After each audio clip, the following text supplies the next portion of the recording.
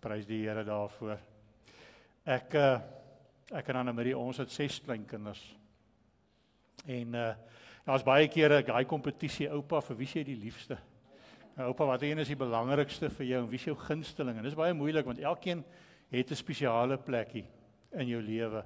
Maar daar's hierdie ene wat hulle nou beskou as oupa se oogappel, ou Lily. Nou, hulle is seker nie verkeerd nie, want Lily het sonder haar eie pa groot geword. So ek het nou maar seker daardie rol in haar lewe geneem. Maar daar's hier so 'n les en daar's 'n rede daarvoor. Daar was 'n ontmoeting, 'n baie spesiale ontmoeting gewees.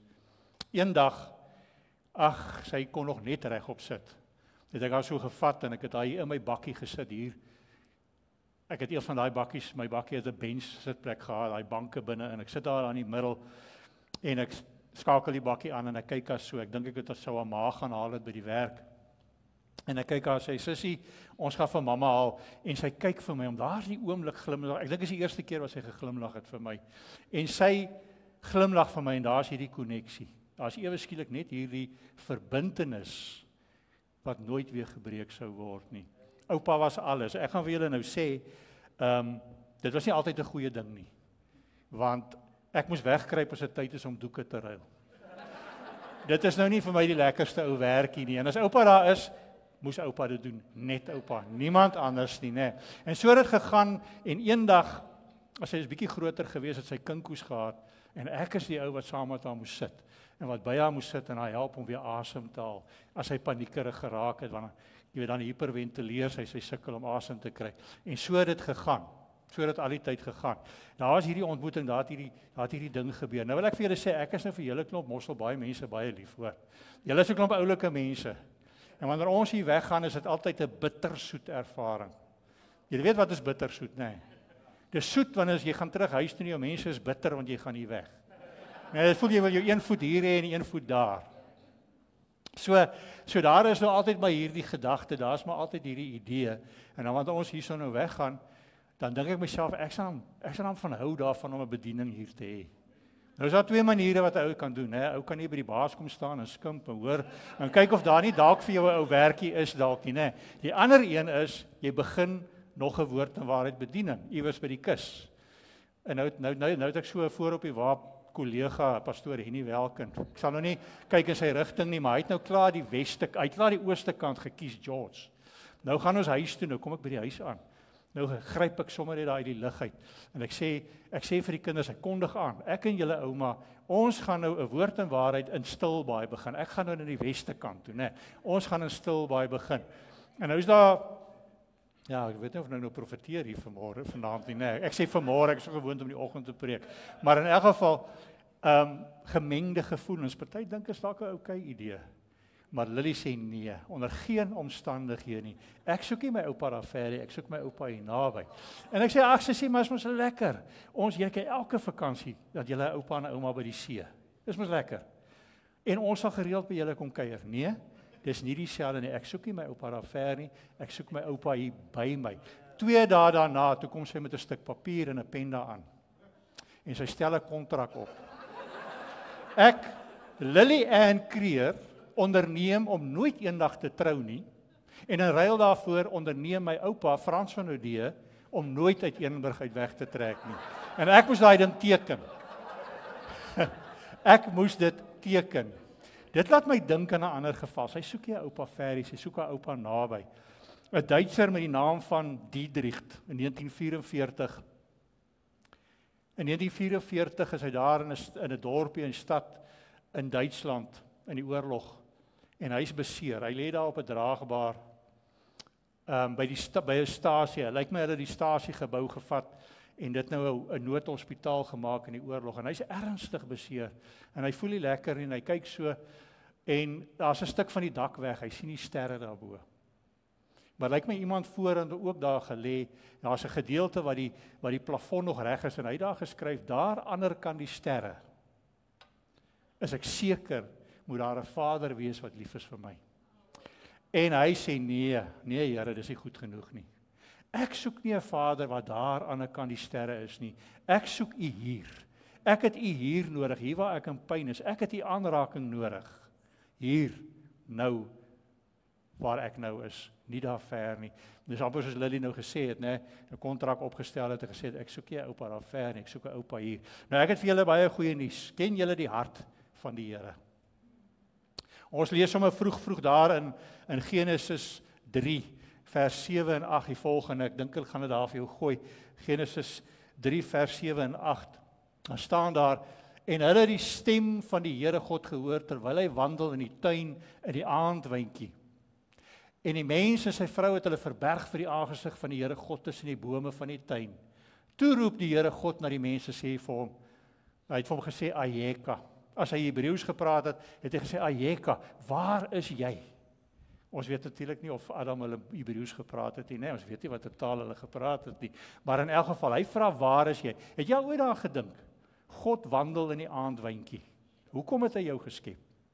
Hy het jou geskep na sy beeld. En hy het dit gedoen vir die lekkerte nie. Hy het dit gedoen want hy het 'n behoefte. Hy het 'n behoefte om saam met ons te wandel in die aandwindjie. Hy het 'n behoefte om hier by ons te wees. Dit is sy hart. Is dit nie so nie? Maar vir ons was dit nie goed genoeg nie, nee.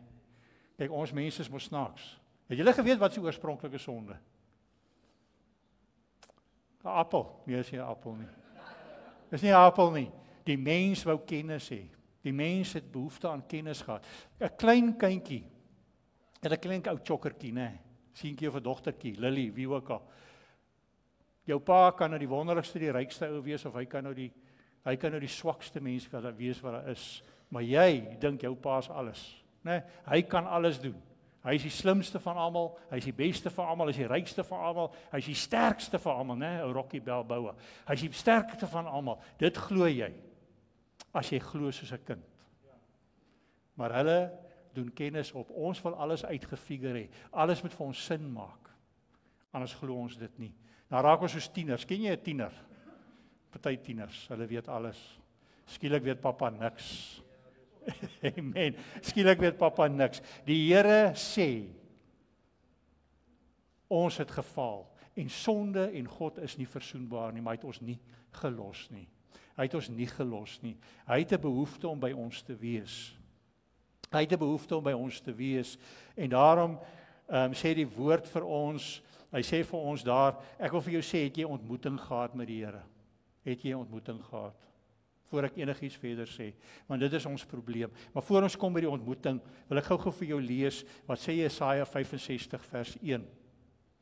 Jesaja 65 vers 1 sê, ek het my laat raadpleeg deur wie nie na my nie gevra het nie. Ek het my laat vind deur wat my nie gesoek het nie. Aan 'n nasie wat na my naam nie genoem is nie, het ek gesê, hier is ek. Hier is ek. Die Here wil gevind word. Die Here klop by die deur. Hy klop aan die deur van jou hart. Hy sê, en al wat jy moet doen is om vir my oop te maak. Al wat jy moet doen is om vir my oop te maak. Ek het 'n plan. Ek het 'n plan gemaak. Ek het deur die jare mense gestraf. Ek het die sonde gestraf, maar ek het die mens nie vernietig nie, want ek het 'n behoefte om by jou te wees. Ek het 'n behoefte om hier tussen julle te wees. En daarom kom die belofte, soos ons lees, onder andere Jesaja 7 vers 14 lees ons dit, Jesaja 8 vers 8 en dan ook Matteus hoofstuk 1 vers 23 lees ons van, ek gaan nie baie tekste nie, net hierdie paar. Kyk, die maagd sal swanger word en 'n seun baar en hulle sal hom Immanuel noem. Dit is as dit vertaal word, God met ons. Wie met ons? Nie 'n profeet net met ons nie, nee. Nie sommer maar net iemand wat gestuur is nie. Daar is soveel mense wat nie besef dat Jesus Christus is God nie. Jesus Christus is God. Hulle sê, maar die Here sê dit nêrens nie. Hy claim dit nêrens nie. Hou, ken hy sy Bybel? Die Here sê uitdruklik in Johannes 8 vers 58, hy sê, nog voordat Abraham was, ek is. Eintlik sê ons vertaling is ek, maar eintlik het hy gesê ek is. Dieselfde wat hy gesê het vir Moses daar in Exodus 3, toe hy gevra het, wie is jy? Toe het hy gesê ek is. Ek is wat ek is. Die Here Jesus verklaar dit. Die woord sê verder in 1 Johannes 5 vers 7 en 8 sê hy daar, of vers 7, daar's 3 wat getuig in die hemel. Die Vader, die Woord en die Heilige Gees, en hierdie drie is een. Wie is die woord? Johannes sê daar in Johannes 1 vers 1 sê, in die begin was die woord, en die woord was by God, en die woord was God. In vers 14 sê, en die woord het vlees geword, en onder ons kom woon. Die Here het so begeerte om by ons te wees, dat hy 'n plan gemaak het. Wie het swanger geword? 'n jong vrou. 'n jong meisie. Nee, 'n maagd. Hoekom 'n maagd? Want God is rein. Want die Here Jesus Christus is rein. Hy en sonde is nie versoenbaar nie. Hy is nie net 'n profeet nie. As hy sommer maar net 'n profeet was, het hy soos alle ander profete 'n ma en 'n pa gehad, 'n aardse ma en 'n aardse pa. Maar hy is deur die Heilige Gees, en dis die bewys, hy is deur die Heilige Gees ingegee. Verder moes die vrou mos rein wees deur wie hy in die wêreld inkom. Hy moes as 'n mens inkom, 'n reine mens moes hy inkom. As geen ander manier, anders kon hy nie vir ons sondes gesterf het nie. Prys die Here daarvoor dat hy ingekom het. Dis hoekom sy 'n maagd moes wees. Het jy geweet wat sê party kinderbybels? Ek weet nie of julle dit al gelees het nie. Die mense is so uit voeling uit dat ons dit toelaat en ons besef dit nie. Daar staan in die kinderbybel, party kinderbybels, dat Jesus Christus is gedoop. Hoekom? Sodat hulle sy sondes kon afwas. Eina. En mense koop daai goed vir hulle kinders, want hulle het nie meer daai voeling nie. Ek wil vir jou vandag vra, het jy 'n ontmoeting al gehad met die Here? Daar's 'n jong meisie, sy kom nou die dag na my toe, na die diens. Sy vra vir my, pastoor, kan ek jou gou pla? Hulle drink tee en koffie, ek is in die kantoor. Ek sê, kom in. Sy sê vir my, hoe is dit om die aanraking van die Here te voel? En nou probeer ek vir haar verduidelik. En ek hoop sy is toe nou tevrede daaruit. Ek dink toe maar ek sal weer 'n bietjie met haar werk, dat hulle nou maar net gaan tee drink. En agterna toe sy kom groet, toe vra sy, Here, ag pastoor, kan ek volgende week die aanraking van die Here beleef? En ek wou haar uittrap. Ek sê, maar ek het dan 'n altaar oproep gemaak. Hoekom het jy nie uitgekom nie? Maar die Gees van die Here, net daar raak hy my aan en sê, nee, los, daar's iets wat ek vir jou gaan openbaar. Deur haar gaan ek dit vir jou openbaar. Geen net kans, dat ek dog nie, okay, ek sal dit los. Maar die rede hoekom sy dit gevra het, want ek vra nie vir mense, wanneer het jy tot bekering gekom nie. Ek vra nie vir mense, wanneer is jy weergebore nie, want almal sê, nee wat, daar's ou oomies en ou tannies wat sê, man boetjie, ek het in die kerk groot geword. Nou sê ek, oom, dis nie wat ek jou gevra het nie. Ek het ook in die kerk groot geword. Ek was in my 40's voordat die Here my aangeraak het. Jy kan nie sonder dat jy aanraking van die Here gehad het nie. Jy kan nie sonder dat jy hom aangevoel het nie. Jy kan nie sonder dat jy sy stem gehoor het nie. Ek sê nou vir jou, kan jy nie weergebore word nie. Hy kan nie jou hart verander voordat jy nie absoluut oorgee in hom nie. En hy wil dit hê. Hy klop en hy sê, jy moet oopmaak. Prys die Here daarvoor. Dis hoekom sy daardie vraag vir my gevra het. Maar nou wil ek vir jou vra, het jy regtig al 'n aanraking van die Here gehad? Want jy sien, mense is besig, hoor mooi. Hulle is besig met die dinge van die Here. Hulle is nie besig met die Here van die dinge nie. So 'n klompie jare gelede, ek en pastoor Anne-Marie is daar by 'n kursus. En ek word daar voor in die kerk gesit en ek moet nou daar staan en nou word daar vir die kursusgangers gevra dat die Heilige Gees iets moet openbaar oor my vir hulle. Een of ander profesie. En daar is so 2 of 3 mense wat hulle hande opsteek en hulle sê 'n paar goed wat eintlik redelik algemeen is. Maar ek sien vir ou Albie. Albie is ook al by Jesus. Hy is nie meer by ons nie. Baie groot vriend van my gewees. Hy sit so teen die muur. En hy het ook sy hand opgesteek. En hulle vra, okay Albie. En Albie sê, man, ek sien, hy hou sy hand so. Hy sê, ek sien 'n koppie koffie. Ek dog, joh, dit gaan nou interessant wees. Wat gaan nou hier uitkom? En Albie sê, ek sien hoe jy sit, die Here sê vir my, ek mis die dae wat ek en jy gesit en kuier het oor 'n koppie koffie. En ek kry eintlik so salwing, ek kry eintlik so hoendervleis, want nadat ek my hart vir die Here gegee het, elke liewe oggend, dan het ek daai eerste koppie koffie, ek sien nog daai breinstoel, daar in die sitkamer, dan gaan sit ek daar, ek sit die bekertjie koffie daar, en dan gesels ek net met Jesus. Lees nie Bybel nie, niks anders nie, ek gesels net met hom. En hy sê hy mis dit en ek het besef toe ek in die bediening ingaan, toe het ek begin meer met die dinge van die Here besig geraak as met die Here van die dinge. Prys die Here daarvoor dat hy vir my gehelp het om weer daai pad reguit te kry. Maar ek wil vandag vra, hoeveel mense is besig met die dinge van die Here? Gaan kyk 'n bietjie as daar allerhande probleme kom, gaan kyk 'n bietjie as daar pandemies kom, gaan kyk 'n bietjie as daar oorloë, gerugte van oorlog kom. dan sien jy hoe paniekerig raak mense, want jy sien vir hulle is hierdie wêreld is die prys. Die ewige lewe is maar net 'n verwagting, dis net 'n troos.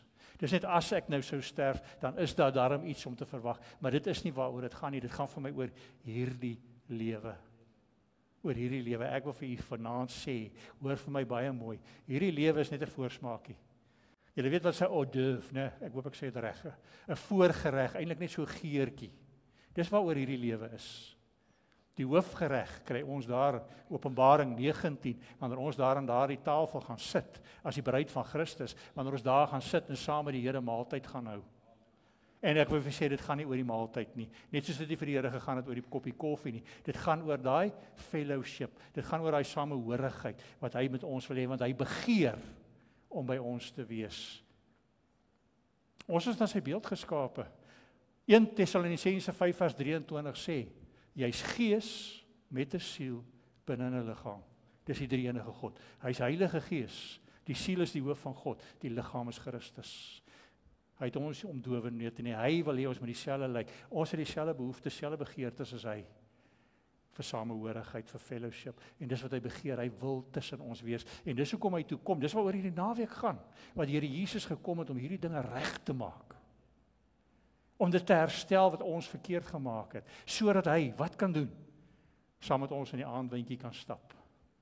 Sodat ons kan gaan soek en kan roep, Hayeka, en dan kan ek sê, hier is ek, hier is ek. Maar die vraag is, ken hy jou naam? Ken hy jou naam? Want hy is besig om, hy sê, hy maak vir ons plek reg, hy sê dit daar in Johannes 14, hè? Hy sê, ek gaan 'n plek gereed te maak in my Vader se huis. Nou ons, in die plaas het ons tot verlang nadat die kinders uit die huis het ons nog gepraat van Dolf se kamer, en Jean-Marie se kamer, en Tanya se kamer, en Jolandi se kamer, want daar's 'n eienaarskap in hierdie kamers. Ons het fellowship, ons ken hulle, ons is lief vir hulle. Ken die Here jou naam? Die Here Jesus kom, en hy vertel, en hy kom by 'n jong man kom by hom. Ek dink is in Markus 19 en ek dink Lukas 17, ek praat nou 'n korreksie, kan jy lees van hierdie ontmoeting. Die jong man kom by Here Jesus Christus en hy sê, wat moet ek doen om die ewige lewe te beerwe? En eers sê Jesus vir hom, hou die gebooie. En die jong man, wetende in sy hart, dat hy kan nie, hy sê hy doen dit, maar hy weet in sy hart, daar's geen mens wat die gebooie van God kan hou nie, net God kan. Net God kan, dis ek wat vir ons gegee het. En hy sê, wat kan ek nog doen? En Jesus Christus sê, verkoop jou eiendom, verkoop jou besittings, gee dit vir die armes en volg my. En wat het die jong man gedoen? Hy was hartseer en hy het weggestap, hy kon dit nie doen nie. Jy sien, hy's besig met die dinge van die Here, nie met die Here van die dinge nie. Dis net die troos, hy is nie bereid om prys te gee nie. Die Here sê, dis makliker vir 'n kameel om deur die oog van 'n naal te gaan, as vir 'n ryk man om in die hemel te kom. En ek wil vir jou sê, al is jy skatryk vandag, hy praat nie van jou nie. Hy praat van mense wat nie bereid is om die wêreldse dinge prys te gee vir hom nie. Ons hou vas aan hierdie wêreldse dinge, ons hou vas aan die wêreld. Ons gee nie oor nie, dis hoekom ons nooit 'n ontmoeting het nie. Dis hoekom ons nie daai aanraking het nie, dis hoekom ons nie daai salwing kan beleef wat baie ander beleef nie, want ons gee nie oor nie, ons het so mooi gesing vanaand oor oorgee. Maar die Here praat van wie? Hy praat van 'n ryk jong man. En dan kom ons by Lukas 19 en daar's ook 'n ryk man. En hy volg Jesus en hy klim in 'n boom. En ons lees nie dat die Here ooit hom van tevore ontmoet het nie, en die Here kyk so op. En hy sê, Saggeus, klim uit die boom uit. Klim uit die boom uit, vanaand gaan ek saam met jou aan huis gaan. Ek gaan by jou wees vanaand. Maar hy het 'n naam. Hoekom het hy 'n naam?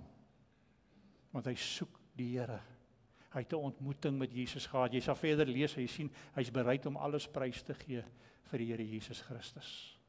Die Here vertel ook vir ons 'n gelykenis van die ryk man en Lazarus. Nou baie mense glo dit het werklik gebeur. Nee, dis 'n gelykenis.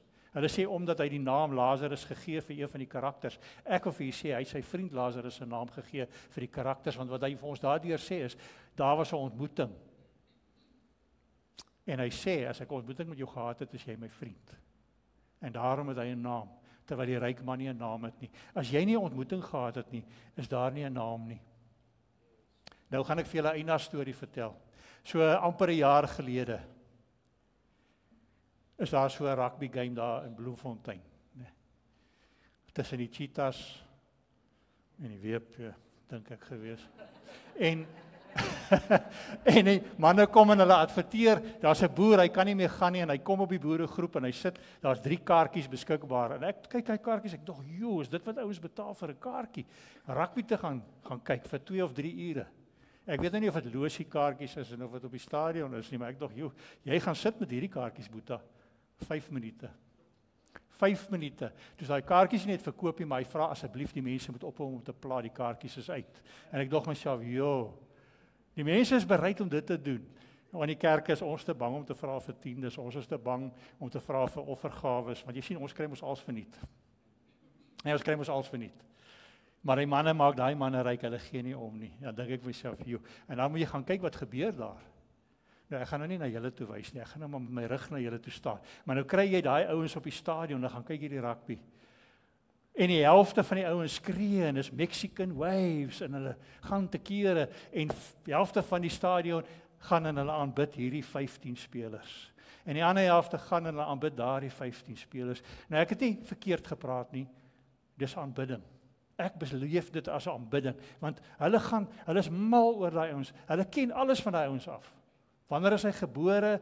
Wat is sy gunsteling kos? Wat is sy hond en sy kat se naam? Hulle weet alles van daai ouens af. Daai ou het hom nog nooit ontmoet nie, maar hy weet alles van hom af. Maar as ons praat van die Here, dan gaan jy geskok wees hoe min mense en hoeveel weet hulle van Jesus Christus. En dan wil hulle ook nie kerk toe kom nie, en as hulle kerk toe kom, daar gister by die rugby was dit Mexican waves gewees, en hulle het gecheer, en hulle het te kere gegaan, en hulle wou party wou mekaar boks gewees, jy weet, oor die dinge. Maar, nou kom staan, ek sê nie dis hier nie hoor, maar party kerk, en dan staan hulle nie daar. Hulle loof en prys nie die Here nie. Jy hoor nie amen sê, jy hoor nie einas nie, jy hoor nie hallelujas nie. En party lyk absoluut vervelig. Dan dink ek myself, nou waar lê die aanbidding, nê? Party gaan nie kerk toe nie. As jy nie, ons kyk dit sommer op die TV. Nou ek weet partykeer kan jy, daar's 'n diens wat jy graag wil kyk en jy kan nie daar wees nie. Maar party ouens kan daar wees. Hulle kan daar wees, maar hulle wil nie. Maar gaan sê vir hulle kyk jy rugby op DStv, as mens klaar betaal, die kaartjies is so duur. Nee, dis nie dieselfde nie. Dis nie dieselfde nie. Ek wil vir sê aanbidding is ook nie dieselfde nie. Dis nie dieselfde nie. Jy wil wees, as jy kind is van die Here, as jy ontmoeting gehad het, dan wil jy fellowship ook hê. Jy wil, die liggaam van Christus het baie lede. Prys die Here daarvoor. Hy wil hê. Ons wil tussen mekaar wees. Ons wat kilometers ry, wil ons nie as 'n voorbeeld gebruik nie, maar dis 'n hoogtepunt, want dit is lekker om die Here te loof en te prys saam met ander lede wat ook soos jy voel oor Jesus, wat ook 'n ontmoeting gehad het. Wie ook Jesus, hy ken ook hulle name. Prys die Here daarvoor. Ander gaan glad nie sê nie, ek het maar my persoonlike verhouding met die Here. Ek sê nie jy het nie. Maar ek gaan vir jou sê, gaan jy tevrede wees? Ek vir jou sê, jy kyk nie die game nie en jy kyk dit ook nie op TV nie. Ek sal vir jou die skoor agterna gee. Ek kan vir jou sê, ek kan klaar die skoor gee as dit by die Here kom. Maar as jy tevrede daarmee? Nee man, ons wil die Here loof en prys. Ons wil die Here mos dien. Ons wil hom ons volg. Ons wil mos daai aanraking hê van die Here. Is dit nie so nie? Prys die Here daarvoor. Nou ek wil net as julle gewonder het oor Lily, dis nou 2 jaar later, nou het ons 'n rugby praat. Sy is nou al so 'n jong tienertjie en sy het toevallig nou 'n kereltjie wat rugby speel in die eerste span. En nou voor ons ry, nou sê ek vir haar, hoorie sussie, ons gaan nou weer Mosselbaai toe. Daai kontrak kan ek seker maar opskeer. Sy wys vir my so. Sy sê, oupa, lees wat die kontrak sê. Die kontrak sê ek sal nie trou nie, dit sê niks van boyfriends nie. Nou ja, dis sal my nou leer om die fynskrif te lees in daardie kontrak. 'n Ontmoeting met die Here, het jy al 'n ontmoeting gehad? Ek wil vir jou sê, daardie ander jong meisie wat ek van gepraat het, wat daardie oggend vir my gevra het, gesê, ek wil 'n aanraking van die Here hê. Daardie aand laat kry ek 'n boodskap, en sy kom en sy sê vir my, pastoor, kan ek jou pla? Ek sê, pla my, is reg. Sy sê, en sy slaan oor na Engels, sy sê, pastor, how do I get a meeting with the Lord? Nou ja, ek het vir haar gesê, ek sal volgende week vir jou sê, die volgende week toe kom ek. Want daai oomblik, toe sy dit vir my vra, toe sien ek, weet waarmee is hierdie kind besig? Weet waarmee is, en dit is so wonderlik as die jeug met dit besig is, want die kerk het, veral by ons, plek vir ou mense geword. Die jeug stel nie meer belang nie. Maar ek het kon vir haar sê, ek het daai volgende week het haar uitgehaal, ek het haar gesalf, maar ek het vir haar sê, weet jy wat, jy het reeds 'n aanraking gehad. Jy het reeds 'n aanraking gehad, dis hoekom jy honger is vir die Here Jesus Christus. Dis hoekom jy hom soek, want jy het reeds daardie anointing gehad van die Here. Het jy al daai aanraking gehad? Het jy dit al gevoel? Die Here Jesus Christus het homself verneder, hy het mens kom word vir ons. Ek wil vir jou sê, ek het so 'n paar dinge hier gesê, dinges. Hy het gewerk. Ons lees in Markus 6 vers 3, hy was 'n skrynwerker. Hy het kom werk, net soos ek en jy, so lief het hy ons gehad, om mens te wees en te werk. Hulle was arm. Weet julle dat hulle arm was? Ons lees in Lukas 2, toe Maria moes offer, het sy duwe geoffer. As jy nou mooi gaan lees in Deuteronomium, sê hy sê die arme mense wat nie 'n lam kon bekostig nie, moes 2 tortelduwe, moes hulle offer.